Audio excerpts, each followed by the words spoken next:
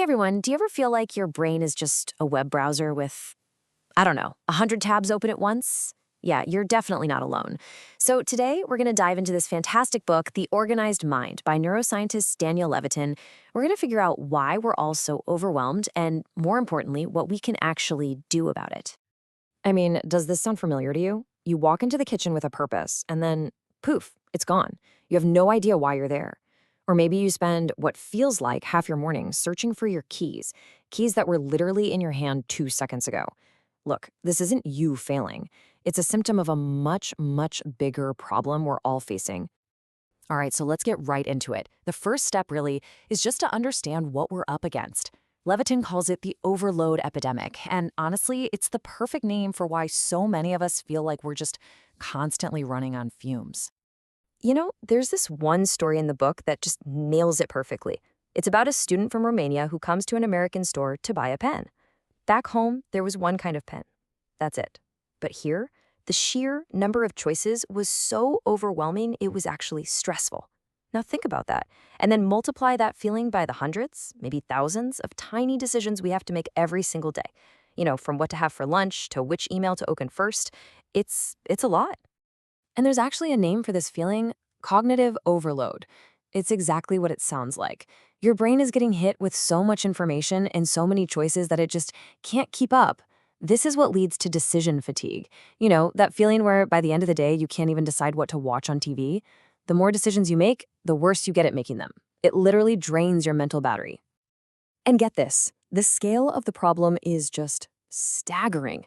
Research shows that today we process 5 times more information every single day than people did back in the 1980s.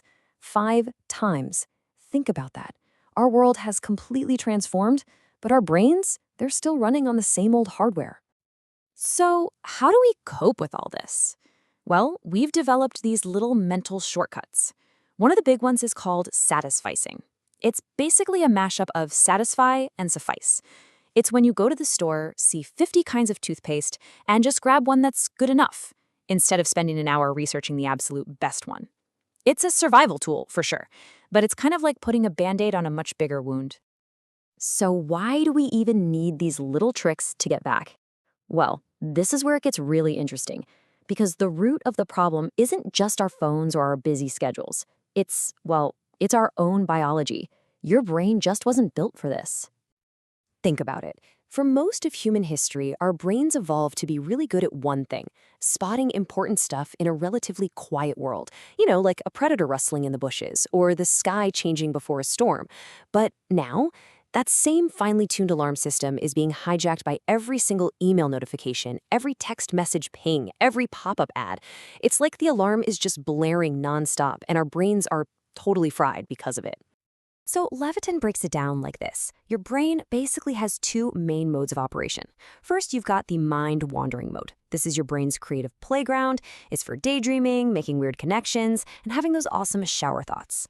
Then you have the central executive mode. This is your get stuff done mode. It's what you switch on when you need to focus on a task, like writing an email or really listening to someone. Now here's the crucial part. These two modes are not designed to run at the same time. But what happens every time you're trying to focus and your phone buzzes? Your brain is forced to slam the brakes on focus mode and jump over to mind-wandering mode and then back again. This constant switching is incredibly draining. It literally burns through your brain's fuel and pumps your body full of stress hormones. And this is wild. According to the research Levitin cites, just the awareness of an unread email sitting in your inbox can effectively drop your IQ by 10 points. I mean, seriously, think about that. It's not even about doing the other thing. It's just knowing it's there. That feeling of being constantly pulled in a million directions isn't just a feeling. It's actually making us less smart in the moment. Okay. So that was a whole lot of bad news. But don't worry. Here comes the good news, because there absolutely is a way out of this mess. And the secret to getting back in control is actually surprisingly simple. So what's the solution, right? Is it just to try harder, to have more willpower, to somehow build a superpowered memory?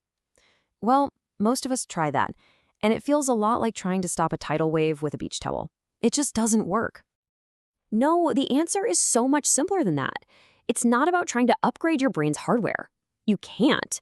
It's about changing the software, the systems and habits you use every day.